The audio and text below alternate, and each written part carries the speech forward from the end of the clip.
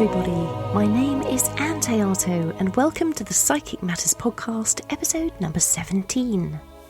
Nature is the visible face of spirit, yet we often walk this earth half asleep, totally disconnected from nature and all the medicinal benefits it may bring us. Shamanic practitioner, healer and Druid Thomas Marty is on the show to generously share his incredible knowledge of the land, our ancestry wherever you are in the world, and the importance of working in harmony with the natural world. Thomas specialises in a spiritual practice known as Ogam Tree Healing, working with the spirits of the trees and channeling their energy in order to facilitate self-healing and healing for others. As a shamanic practitioner, Thomas teaches that trauma can energetically imprint upon the body and express itself in physical manifestation, leading to illness. By using the shamanic techniques of power loss, soul loss and spirit release work, it is possible to gain a spiritual toolkit that will serve you for the rest of your life. Grab a coffee or a glass of water. This episode is incredibly empowering, and you will never again walk on this earth without being mindful that everything is alive with spirit. I'm in the Psychic Matters studio today with Thomas Marty, shamanic practitioner and Druid. Tom, welcome to Psychic Matters. Hello. How are you? You all right? Yeah, I'm really good. Thank you. Good. Lovely. Got a glass of water. Yeah, great. It's good. I've just been out for a walk, so yeah, I feel really wonderful. How are you? I'm great. I got up this morning and I had to polish off the last 30 wands that I'm making, so I had to give them the final lick of polish. Wow. So Wands. Wands, yes. That's Indeed. incredibly interesting. I want to ask you about your work making wands as well. Where would you like to start, Tom, with all the work that you do? I think it all started sitting in the front room, aged around 51, thinking, where am I going in my life? What am I doing? I am a Reiki master, Reiki Karuna master. I've done the Federation of Spiritual Healing course. I've done so many different courses in healing. I've sat in circles. I've done all those things, and there was something still missing. What was missing in my life? Now I'm there. I'm married, 3 lovely children. Work's going fine. What's still missing? And this has always been the thing in my life, and it's to do with spirit. What is the communication? Why isn't it working? Or is it working? And there's times it does work, and that's brilliant. But there's an emptiness. What is the emptiness? How can I fill that? So I sat there and I thought, well, what's next, Thomas? And a little voice said, shamanic healing. And I went, well, that's interesting, because I sat on in a circle probably 2 years before, where this very scary lady came, decked in silver bracelets, big, enormous blonde hair, and sort of just silver everywhere. And she was lovely. She was big. She was full of energy, and just talked about shamanism. And I thought, oh, that sounds a bit scary. It's flying all over the universe, and just, can you come back, or the spirit world and that. But this thought came into my head. I said, okay, well, let's have a look at it. YouTube, Shamanic Healing, a couple of sites came up, and then one saying the Sacred Trust in Dorset. And it rang a bell. There was an affinity straight away. Read the website, and I thought, yeah, this is it. This is the place for me to go to train. So I looked them up, and you do an introductory course to check whether you can journey. Journey is a way of working or navigating the spirit world in a shamanic way or world. They have the upper world, the lower world, the middle world. The middle world is spirit enveloping or interacting with physical reality. The upper world, you're working with spirits that tend to come through in human form, all wise, all loving, all compassionate, and they will be the teachers in many ways. The lower world, you're working more with the power animals that are going to come through in, as they say, in animal form, and work you with protection, help you with your healing, aspects of your healing work. So we did that course. And again, I found, wow, yeah, this works. This is brilliant. This is so exciting. And it's something that I've not had in any of the other projects or courses that I'd been involved in. This was, I'm seeing this, I'm feeling this. This is real to me. So I did a couple of courses, weekend courses with the Sacred Trust up in London. And then I applied for the 3-year Shamanic Practitioner training. I was accepted and then started 3 years of training. On the very first component, you go there, you dig a grave. You also do a number of other rituals and rites, which we won't talk about. But the grave was fantastic because you dig a grave, and I'm quite a big guy, so mine was 5 foot deep, 3 foot, 4 foot wide, and you cover it with a small little hole for breath. And we spent the night in there, and you commune with Mother Earth, with the goddess. Wow. You talk of your life as much as you can remember. Good, the bad, the ugly, what comes up. And you're honest. What a beautiful opportunity to speak from the deepest part of you, to get anything you want to get out. You can sing, you can move as much as you can, and everybody would get a different experience. So I can only really speak about my experience, where I saw a wolf at different stages throughout the evening or the night. It was quite far away, then the next time it was closer, then it was closer, and then I journeyed on what is the wolf, and it was my ancestral clan. So my clan of ancestors is the wolf, or the wolf clan. And from that, sort of, you take that into other, you learn about what is illness, where does illness come from, and in the physical world. And it starts, as we know, in spirit, and it sort of comes and manifests into the physical. Now, when it's in spirit, sort of, or at that side of ourselves, if you like, it's when when we're working with spirit, we are powerful. We are full of spirit. We are full of power. And again, with your allies, you can have as many allies as you wish, or that wish to work with you. They can be gods and goddesses. They can be the power animals. They can be expressly for extraction work, when you're pulling energy that shouldn't be in the body, or there's no need to be in the body anymore. You're pulling that out. For soul retrieval, and that's with trauma work. We all have trauma, from stubbing your toe in the morning or in the middle of the night, through to major life issues, breakups, accidents, illnesses. And with the soul retrieval, we would go out into spirit to find those parts of the soul essence that wish to come back at this moment in time to work with your client. We bring them back. They bring back energies with them, or gifts. We find out what they are. We also find the reasons why they left as well. Now, spirit tends to speak in metaphor or in symbols. So sometimes the information we get and again, it's all done for the client's point of view.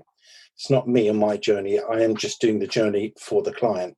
So all the messages, everything comes back as a package for the client to read, to understand. We don't interpret it, because that can water it down. That can make it sort of inconsequential, in the sense that sort of how they interpret it. It's very easy to say, oh, I don't get it. I don't want to know what it is, and put it in drawers. Whereas if you look at the work, and as you know, with psychic work, give it time, things come out to the conscious level. We look at psychopumping or depossession. Most people, I'm afraid to say, are carrying, I will call them energy, but entities, if you want to call them entities, shades, all sorts of things. And again, we go in and work either face-to-face, or I've done a lot of this work distant, as in a distant healing, and remembering that everything is energy, everything is vibration. And when you break it down on that level, and you're working with spirit, you're working with the allies who are very powerful, and the idea is that we work as a team. I'm the physical side of it.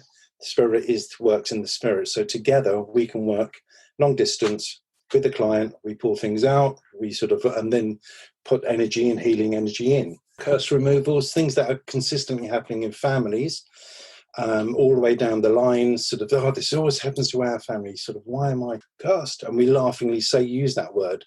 But cursing, especially in today's world as well, is making a comeback. It's those negative thoughts. It's that guy there, well, he's a complete nusser. And you direct their bows and arrows, their spears.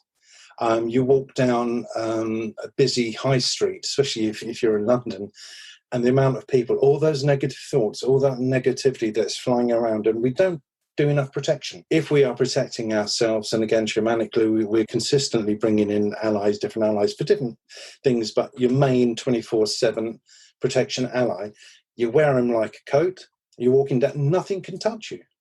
Stuff rebounds off. I've been attacked and sort of psychically, or entities trying to get in, and they bounce off. They don't get in because you are protected, and it's that strong. So we pull things out, we put things in, we do a lot of divination work, we teach people how to journey for messages for themselves. You can get direct revelation from the gods and goddesses or from spirit. And then you get lots of, I use the word spin-offs, it's not spin-offs as such, but a lot of women shamanic practitioners will do a lot of work, especially with the feminine, the divine feminine. And it's really, really positive, strong work.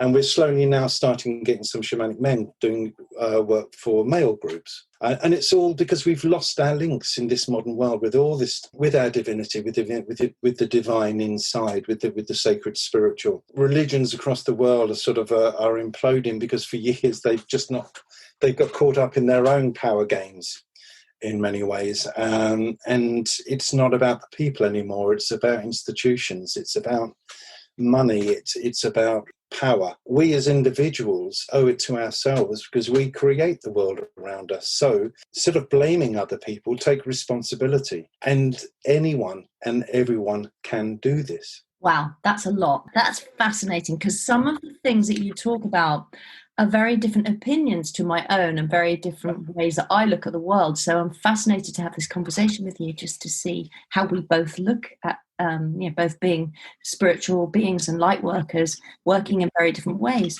So let's go to the grave that you dug. Can I go back to that part, Tom? Because this is very interesting to me. I know that in the Toltec community, they would have what they call recapitulation, where they would build a box and they would get inside the box and have a similar experience to you, where they're going back to their childhood, they're reliving all the traumas and anything that comes, all of that sort of stuff, and they spend some time in the box to cleanse, and then they burn the box afterwards. So they burn all the hearing. So that sounded similar.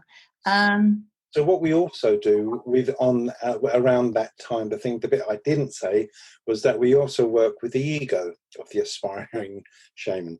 So we do that in a certain ritual that takes place where you create something which is full of maybe the negative side of yourself, the ego, the things that are sort of you would like to get rid of. It is a sort of a way of cleansing. You create that, and then there's a whole ritual which I can't say about, because it's a piece of work, and it's a secret piece of work to do with the sacred trust. But with that, you are confronting your ego, you are getting rid of your ego, and it's all done in a very safe way, but it's a very, very powerful way. I mean, I remember sitting on the side of the hall thinking, I'm going to get called up in a minute. What can I say? And I was thinking, the very bad part of me was, or maybe the ego part of me was saying, well, you could say this, and that sounds interesting. Because then I'm so interesting to all the other people on the course. Suddenly, Simon looked at me, and as soon as he looked at me, the energy dropped out of me. Or should I say, I was suddenly filled with this sort of, you can't run, mister. You can't hide. This is truth. And I stood up, and as I stood up, everything shifted for me. And there was this, and I had to come out, and I had to speak from my heart, and buckets of tears, truths being told, a recognition, and also words of advice saying, this isn't the whole healing, put it in with the burial later. So there is, look at the ego, work with the ego, get rid of what is not needed. But again, done in a safe, practical way. Standing there with you've cried and you've gone through this whole experience, you're stripped back, as it were. And so back to your soul self.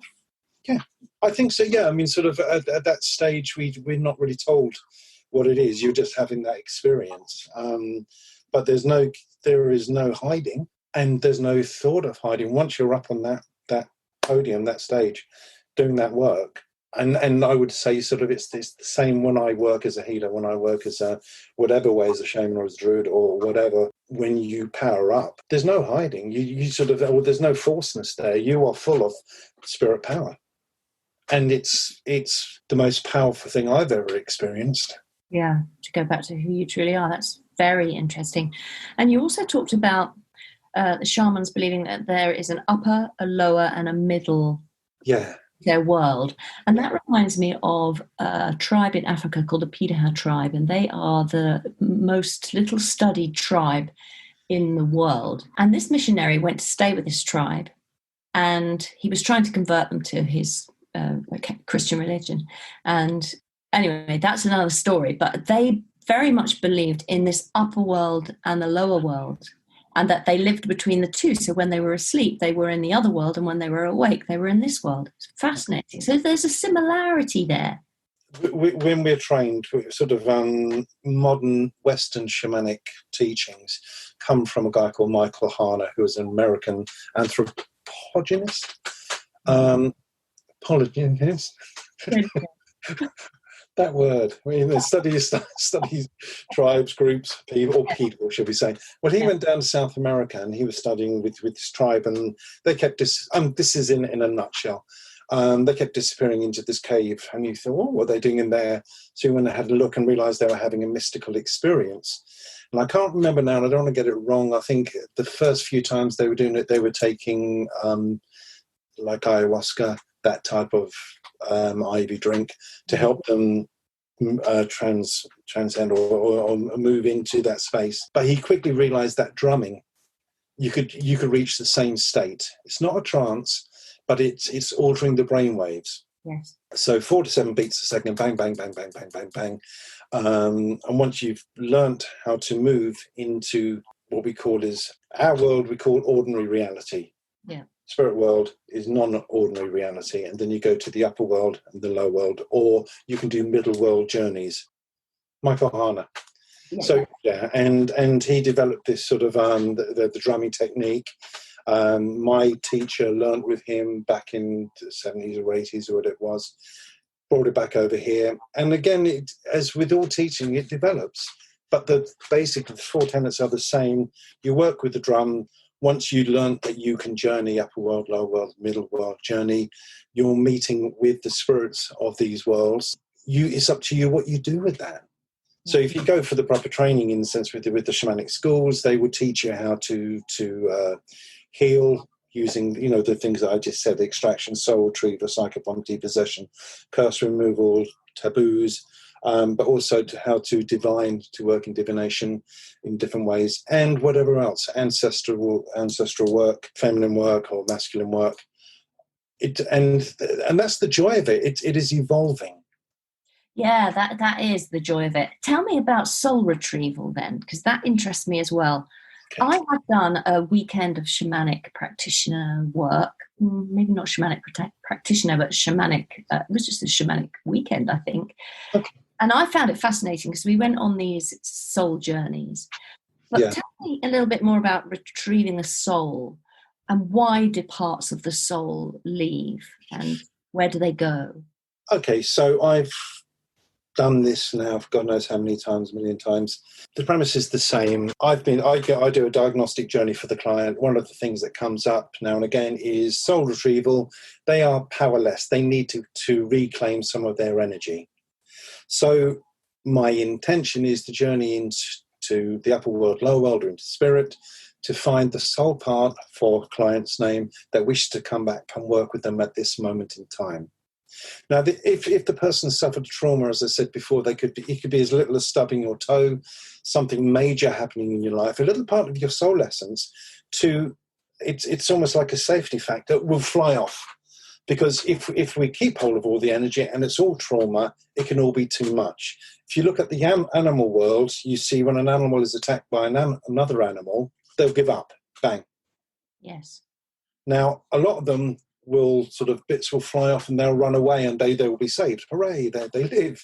And then what they do is they lie on their back, if you watch them, the big cats and things like that, and rub. And that brings a lot of their soul part. They're getting back into the physical world. So maybe that's something we should do after you've suffered trauma, not lie on the floor and rub, but it's that sort of physical contact. Go and get a massage, rub your back, get back into the physical world, because if you're living in the emotional, mental world, sort of all the trauma that you were then creating or acknowledging will manifest.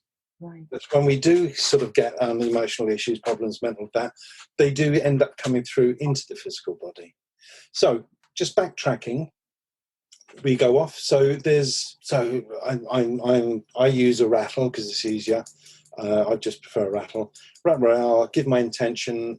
I visually see myself spinning wherever. Could be out in the universe. It could be anywhere behind waterfalls and water in the mud, behind a tree. Doesn't really matter. But I'm led to a place where there's and then I'll see that person aged whatever. So I'll say, Jeffrey, are you there? And then a face might appear out of the mud and say, yes, I'm here. I say, how old are you then, Jeffrey? And Jeff goes, well, I'm 3 years old and I'm really peeved off because no one's listening to me and they're not feeding me and blah, blah, blah, and it's all too much. So you can get them as young as 3, as a baby. I've even had them coming from cell parts that have come out the womb for specific reasons, all the way through to however they are old now, however old they are now. Different cell parts, different ages. They give me the reason why they left. And I say, okay, fine. And you know that sort of you'd like to come back because Jeffrey could really do with a hand now and sort of wants to move on. And the soul part says, yeah, sure, fine, brilliant. What I want to bring back is, and then it will give me a strength, gift, and another positivity that it wants to bring back and give to the person. Right. So it gives that list. I then sort of gather it up in my crystal. Now we use clear crystals because they work in the upper world and lower world. So we collect the soul part up. You can do it with your hand if you haven't got one of the crystals. You come back and you blow it into the client's heart chakra and head chakra. Right. I then rattle around. I see it moving in, and that part is then delivered back to the client. So is there a benefit to parts of the soul leaving, do you think? So that later in your human life, you can come back and bring a gift with you. Is there a benefit to that, do you think? They tend to come back at the right time, these parts. Yeah. So it's like a bank in one sense, that things that do fly off, bits do come back, because after a few days of trauma, you start to feel your old self again. Where you've said, I stand beside, I feel beside myself. When we start to sort of come back, we sort of feel ourselves becoming one again. Yeah. And that's because you probably split from the physical and your etheric or the astral body has just shifted out. So you're just bringing it all back in line. Interesting. Because I think our soul doesn't just reside here in the physical. I think we reside in the spirit world as well and other realms. I don't feel we're all here in this human self. So I think there's so much more to the soul that we think it's just this one thing. I'd agree with you. I think the soul is truly marvellous, beautiful. It works on many different levels, dimensions. It then links up, of course, with soul group. It links up with others. And, of course, it's all part of the one great divine, which, again, sort of how much we are trained as a shamanic practitioner. And we call ourselves shamanic practitioners rather than shamans, because the idea being that it's your community that would call you a shaman. So we, in the West, are getting trained. It would be too egotistical of us to sort of say, we are shamans, because, sort of I did a course, a 3-year course, and now I'm living this life. And my community, which, sort of you slowly make your community with the people that you work with over the years. And they're probably not all from your area. Yes. So it's a different, and in today's world, it's very much a virtual community as well. Yeah, it is. Certainly at the moment it is. And tell me about psychopomp. What does that word mean? Psychopomp is a Greek word that means it's just like a mover on of souls. It's depossession as well. They sort of come together as one. So what we will find, or what we've found in people, will be the human entities that have sort of come back in for whatever reason. Again, if we will acknowledge that we are energy, it's that thing of an energy form finding something resonates with your energy, and they might pop in. They might see the light around you and want a part of that. It might just feel safe. There might be a bit worse than that. It might be something that are not very nice, and have just come in, and it might be something that you picked up outside a real grungy pub, and they want to come back and have a drink with you, This is where my current thinking is different to yours. So, Yeah. And of course, I say that because we're always evolving and changing as we learn more and more. So I keep a very open mind about everything. But I find it difficult to accept or believe in something can be attached to me, or that there is a negative entity, because that's not within my experience. So I'm very interested to hear you talk about that. Okay, so just to move it a bit further, other things that I've ended up pulling out of people will be nature spirits. Again, sort of picked up as you're walking through nature, or through the city, or wherever. Well, a nature spirit could be anything that you can know of the Fae. And that also goes down. Some of that are the demons that people talk about. I don't know too much about that, and so talking about that side of things would be out of my experience. But I've taken a few demons out of people. When you say demon, do you mean a black thing with horns on its head, or what is your? Well, however it wants to show itself, or however I pick it up, I just pick it up as an energy. Yeah. So it's an energy form that doesn't need to be in this person, shouldn't be in this person. So let's, and I am told that through my guides, they do the work, we pull it out. So that's a good explanation of demon then. An energy form that doesn't need to be in the person, rather. The same as in houses or whatever. Energy is energy, and vibration is vibration. Who are we that have lived upon this earth in this modern world, for 1,000, 2,000, 3,000 years? The Earth's history goes back, 40,000, 400,000, where people have lived things have happened on this land, either natural or man-made. So energy is energy, and if you disturb stuff, it can bring that energy up. Fascinating. Because I was thinking this morning, when I moved into this house, which is a rented house in Suffolk, something had happened. I could just sense it in the kitchen by the washing machine. And it just felt like there'd been an argument or something in the air. And every time I stood there, I felt, something's gone on here. Yeah. So that's within a physical space, and you're talking about within the human space. So how would you take something if you're just going for a walk in the woods? How do you make sure you don't take anything home with you?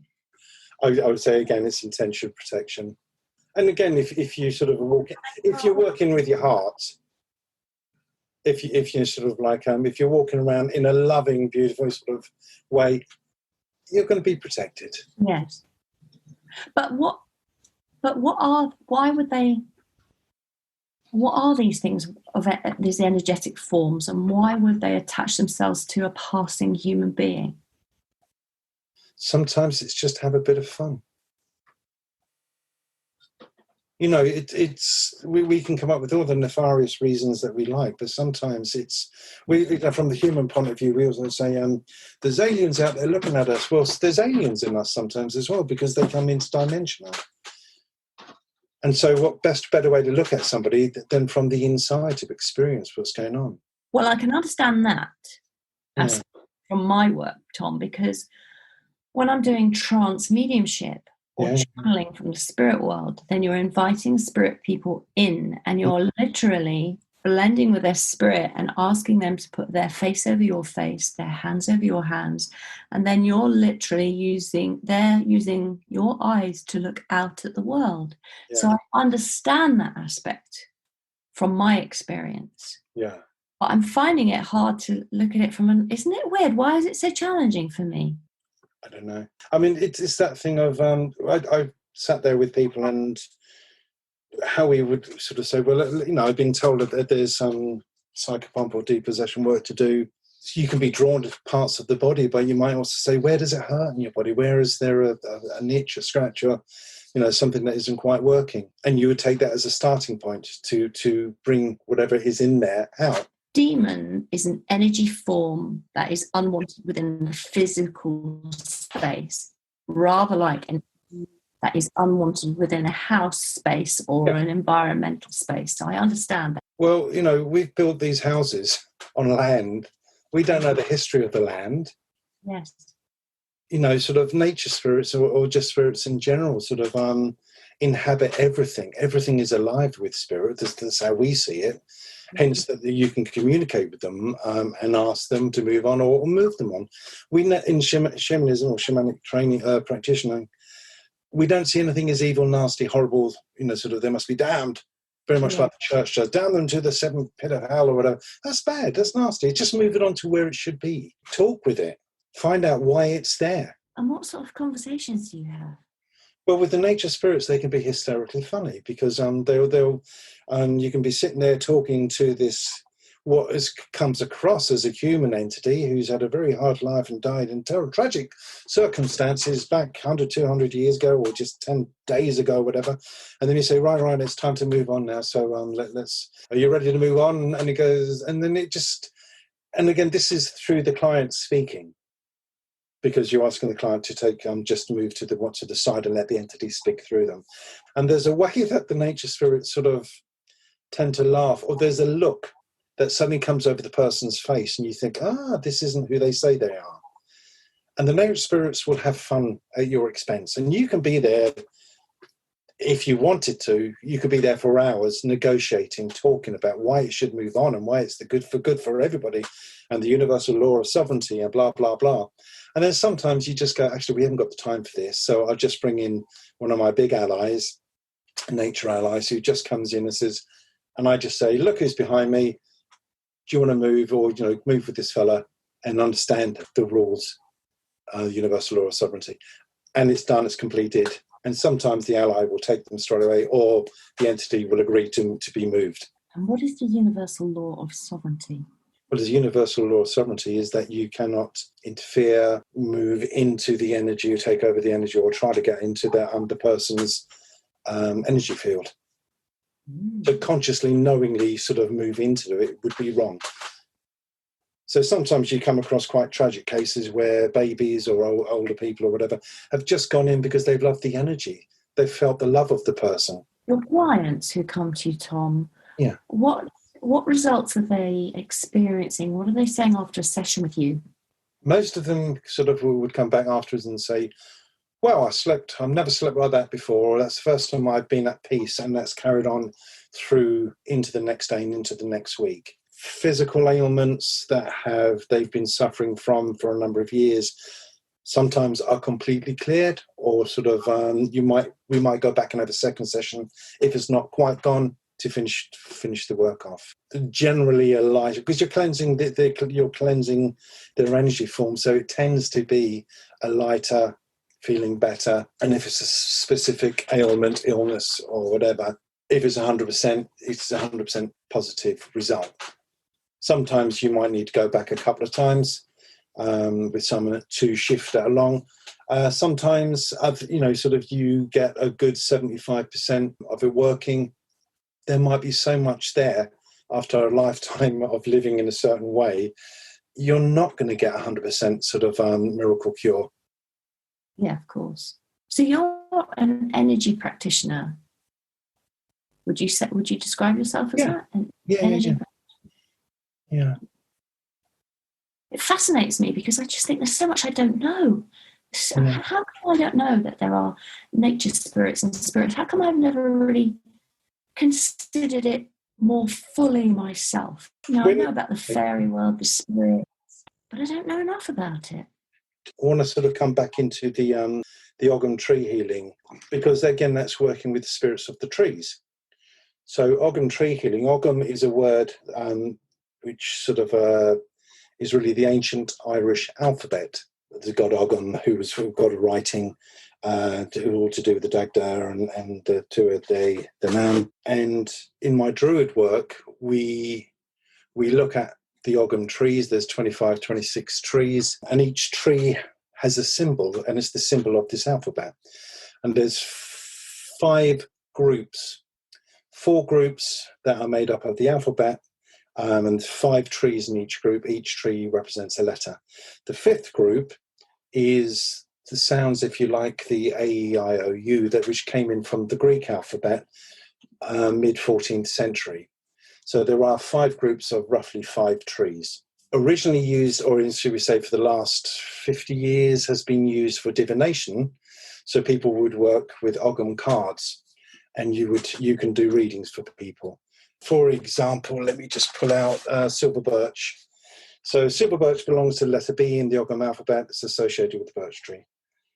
Symbol represents new beginning, change, purity, rebirth. So I was sitting underneath my oak tree in my local reserve, bird reserve, or the sanctuary as I call it. So I was sitting under there, chatting away with the spirit of the oak, who just turned around to me and said, right, now your work is to explore scientifically and medically each one of these trees. What is it used for in science, in medicine? Which means if it has that energy within its makeup, can we channel that energy for healing work? So really on that session, I spent a year and a half sort of on the computer, YouTubing, reading books on all the 25 trees and coming up with a great big list for each tree. So for example, with the silver birch, as well as cleansing, depression, diet, foundation, vitality, helps and diets, new beginnings. So if you've got a new project, go and sit and channel the silver birch symbol. Protects mothers and their young. It also then is good for cholesterol levels, detoxing the body. It's good for high blood pressure, respiratory diseases, digestion, cystitis, kidney and bladder, and a host of other things that have all can be taken from that tree, if you like, in the physical world. So you can use it. You can go and sit under the silver birch and just sit in this energy. If you can tune into the spirit. So I'm running these workshops where it's called the Beginner's Book of Ogam Healing, where we learn the 25 symbols. We create a grove in our spiritual world, if you like, in the astral, where you will go and meet all of these trees. You'll meet the guardian of the grove. You meet the gods and goddesses of each tree. And we will learn to self-heal and heal others. It just fascinates me. I just think it's so beautiful. Yeah. And the book that you've written is called, say it again, Tom. Beginner's Book of Ogam Tree Healing. It's currently with the editors at the moment, so I'm just waiting for that to come back. And when are you doing these workshops? Well, I'm starting one in September. I'm doing a free taster course on the Thursday the 17th of September. So if anyone's interested, please contact me via my shamanic website, which is www.martyshamanichealing.com. And that's MARTY, shamanichealing.com. And if you send me an email through that, I can then sort of put you on the list. Then the week after, from the 24th through to the first week of December, there's 5 weeks, then a week off for half term, and then another 5 weeks. Costing, I think, between 250, I think it is, if you pay up front, or 275. And it'll be held on Zoom Thursday nights between 7 and 9, 2 hours each session. It's fascinating, and this is unique work to you. Yeah. Is that right? Now, from what I've tried to find out if anyone else does Ogam healing, I think people are aware of you can do certain things with it. I've not come across that many, or if any, websites where people do what I do. So I'm saying that I will attune you, very much like in Reiki where you attune yourself to the symbols. What I'm saying is that you can attune yourself. So yes, I'm saying come and read the book or come on a workshop, but basically this is stuff you can do yourself. So in the long term, it should save you money rather than doing hundreds and thousands of courses. Although saying that, I'm about to start teaching my advanced course, which is like the second level of it, where we're looking at chakras, we're looking at working with the Fae, we're looking at the elements, bringing the elements into play, because the elements are an incredibly rich source of healing and information and whatever. So it's really sort of hopefully opening the whole thing up and saying, look, let's come and have some fun. And I think with all our work, Annie, I've got to say the most important thing is we don't do it, well, we do it because we're serious and we want to heal the world and blah, blah, blah, but it's also fun. Yes. As I said about being powerful, there's no other feeling, not even after a breakfast of sausages and eggs or whatever. Sorry. It's that thing of, you can't buy this. This is real, it's natural. Yes. And anyone and everyone can do it, and we can feel it to different degrees.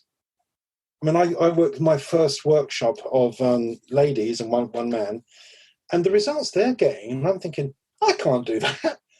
But then sort of, why should people only do what I can do? You know, we all have gifts in different ways, and people will find different ways of opening up. Artistic skills that people have already got are being completely expanded. Yeah. And talking of artistic skills, Tom, you make these beautiful wands. Talk a little about your work making wands. Well, again, it comes from working with the trees. There I am walking out, and again with the Druid work. Druid work is absolutely fantastic. You learn to breathe with the land. You become one with nature. You learn to bring sort of the higher mental down to work with the feminine, making magic, making life real. It brings you alive, as well say. So walking through the woods, hey ho, you just keep coming across branches. You keep coming across sort of twigs and things like that. And part of the Druid training is you do look at wands at a certain point when you're actually on the Druid part of it, of course. And I thought, lockdown, sitting at home. Yes, I'm working. My day job is sort of I'm head of welfare, well-being in an international arts college in Cambridge. But I'm got a lot of time at home, even though I'm going in there to work. And I started to thinking, I can make a wand or two. Yes. I've made 200 since March. I am one of these people that sort of when I start something, that's it. It's madness. But this is the freedom of what the Druid work, of the shamanic work, of working with spirit. I've had 2 other books of fantasy stories. One's called The Way of the World, and the other one is A Little of What You Fancy. They're out there on Amazon and Lulu. And again, they're sort of spiritual stories or humorous stories, should we say. Short stories, they're fine. I've got, as I said, the Ogam book that's been written. There's a number of novels that are in the process that have been written. So it's a non-stop love of life that you sort of think, well, who am I? What am I? This is who I am. Now let's explore it. Let's really sort of do it. And you don't do it for other people. You don't do it for monetary value. You do it because you can do it, or you want to try to do it. Yes. William Blake, sort of brilliant artist, man, never famous in his lifetime. Just, I do it for me and I do it for God. What better? And nowadays we say the divine rather than just make it a male sort of a thing. But it is that thing of, well, yeah, you do it because you can. Have fun. It doesn't matter how much or how little. You can do it. That's where you find, that's where I find the most satisfaction in life, when it is just you, the divine. Yeah. And I go for walks all the time as much as I can, trying to lose weight. This just doesn't work. It's back to those sausages again. But it's whatever's on your mind. If you're trying to process something, go for a walk in nature, walk on grass, and if you haven't got that, walk the streets. Or if you've got a plant, talk to the plant. There's a reasons why all these things have been said and that.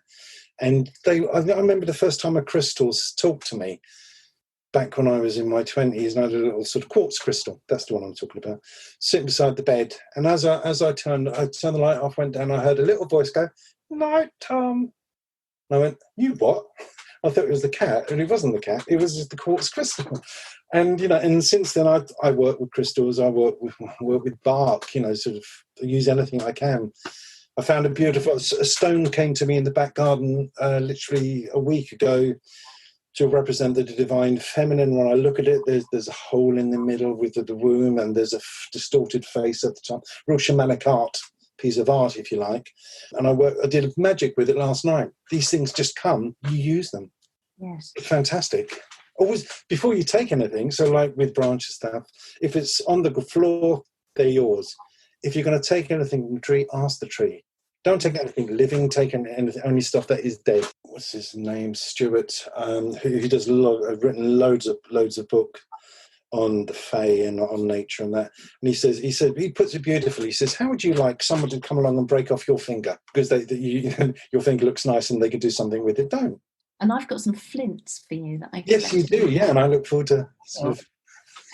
So that you can make your wands, because you made me that beautiful oak one with a symbol of the Ogam symbol for oak. Alder. Was it an alder? No, it was. You gave me two. One for my daughter Jacoa, and that was the alder, and then the oak one was for. Right. Oh, oak's beautiful. Oh, it's a stunning wand. Are you selling the 200 that you have? People might. So what people are doing, they're saying, I give them a list of the silver birch, rowan, alder, ash, willow, hawthorn. Oh, hawthorn's lovely. Hawthorn, oak, holly, hazel, apple, ivy, beech, and aspen. They're the ones that I've got so far. Just drop me a line as get through an email. If you want them, I'll take pictures of what I've got. You tell me. And there's 3 price range, 25, 20 or £15. And then you'd have to pay package and posting. What I do with them is I empower them. So I empower them with the elements. I empower them with the Ogam symbol. I also empower them with the energies of that tree in the Ogam work, magic work. Also the god of Ogam work, I empower that in. So it is a real sort of powerful wand. And ready to go. And last thing, I talk with the spirit of the wand, and it gives a message of what specific work it wants to work with the person. So out of all the list of the things that's like oak, security, protection, opening the door to expand your spirituality or your knowledge or your experience, and a number of other things, it might just say, this one is to help you in your learning of your spiritual development. So when you're sitting there and you want to meditate, you want to explore an idea or a theme, or read it, open up your circle, sit there with your wand and use it. Sit there with it. Get to know it, feel the vibration of it. I mean, they can dance in your hand. That's how powerful they can be. And again, it's just get to know them, get to know the spirit. It's alive. I wonder, Tom, could you tell us about your work as a druid? Because I don't know. I mean, you've touched on it there with the wands and that beautiful power, the energy of the wand and stuff. But I don't think I've ever met a druid. And I've known you for years and years and years. But I've never met a real life druid before. I mean, tell us about that, because I see them as being these sort of people you read about in books or look at in film, but I don't really know what they do. You prod them with sticks and laugh at them. No, you don't. Listen, my experience of the shamanic work gave me the icing on the cake of life and experience. Once I started working within OBOD, and I thoroughly recommend it, OBOD, and that's the Order of Bards, Overts and Druids. So the first section, if you like, is the bard work, your creativity. It will inspire you in whatever work and whatever form and even if you don't think that you are creative, you will suddenly become creative in so many ways. Druid is full of folklore, okay, and folk stories, and it's our history, and it's the history of Druidry, it's the history of practice. So it was handed down by word of mouth. That's why there's no records of anything. Now, all the farty old scientists that say Druids killed people and blah, blah, blah, they haven't a clue. Druids went round, they had the year of the kings, the queens. They were philosophers, they were scientists, they were the counsellors, they worked with the people, the healers, the divination. They taught whatever needed to be taught. They were that class of people, and there were many types of druids, hence the bards, overts, and druids. So the bards were the beginners, and they were going very much like the minstrels in some sense, that they would recount big poems, stories, or whatever through the lyre and the harp, singing these epic tales, or sometimes very short ones. And they would have to learn hundreds and hundreds and hundreds of them to go up within the bards. There was a scale of bard in those days. This is from information we have, because you have to look at the Irish. We go to Ireland for so much of this information because it was written down. They have records of it. Wales do to a little degree. and Scotland maybe even smaller, but nothing exists in England because the Romans just came and wiped everything out, and most of Wales and that. So you will find out, you will learn about the elements, you will learn about sort of just creating your own groves, creating, sort of an access to the spirit world. The overt section, the middle section, is the healing section. And again, you're learning about astrology, the great astrologers, the Druids. It's not my cup of tea, but I sort of got totally involved. And that's how I got involved in the Ogam thing. Because on that section, that's where we started to learn about it. And again, I can't say too much because these are classes set within an organisation, and they keep them secret for a reason. But I'd say, if you want to live with the land and the land energy, with life energy, with spirit energy, you cannot do any harm by looking at become a Druid. And then when you move over into the Druid, it's much more philosophic. And again, all the way through this, you're encouraged to work with organisations out there in the world that are doing good for the planet, for the animals, for the forests, for the seas, for the whatever. It really is working with nature. It's working sort of hand in hand and acknowledging that if we want to be around for another 100, 200 years, let alone thousands, we've got to start doing something about sort of cleaning our act up. And it starts with the self, work with the self, cleanse yourself, and there's the old bubble or ripple technique, it will go out, and encourage people to go on marches and whatever, or sign those things are against whatever is going on in the world. Yeah. So Druidry. So I joined OBOD. I then found in Meetup, which was, I said, Druid organisations in Cambridge, and suddenly there was one there. My good friend Will. And whilst there's a number of people that are part of that group, so I just joined the meet. We started to meet officially last year, and again there was just a small number of us that met on this field beside the River Cam, underside these willow trees that had mistletoe. Mistletoe again is all heal. It's a beautiful plant, beautiful energies. The willow tree is fantastic in this almost grove, and we every 6 weeks we commune with nature, commune with the earth, commune with each other, with the spirit of love and the spirit of life. And there is a ritual, which we tend to use the OBOD version of it. And then we add things that we want to bring into it. And we come from all walks of life, all if you like, different types of backgrounds, different types of people. And for that hour and a half or 2 hours that we're together, I can honestly say it's one of the most enjoyable times, because you're with like-minded people. You're bringing this energy in, and it's fun. We're back to that word, fun again. It's joyous. Joyous. Oh yeah. Gosh, it's beautiful. And men and women. Men and women, absolutely. Anything in between is welcome. Yeah. There's no one that would not be welcome. When OBOD, OBOD, can you just spell or say again that third? Order of Bards, Ovates, Ovates. That's it, Ovates and Druids. Druids. Again, I think, is it a French word, a Greek word? I'm not sure. It's all part of the Celtic thing that came from the East. I think it all started originally around Turkey or whatever and spread west through France into Britain. Stones, again, my God, well, Druids in the stone circles. Yes, go there. Explore them. They're full of power. They're just so exciting.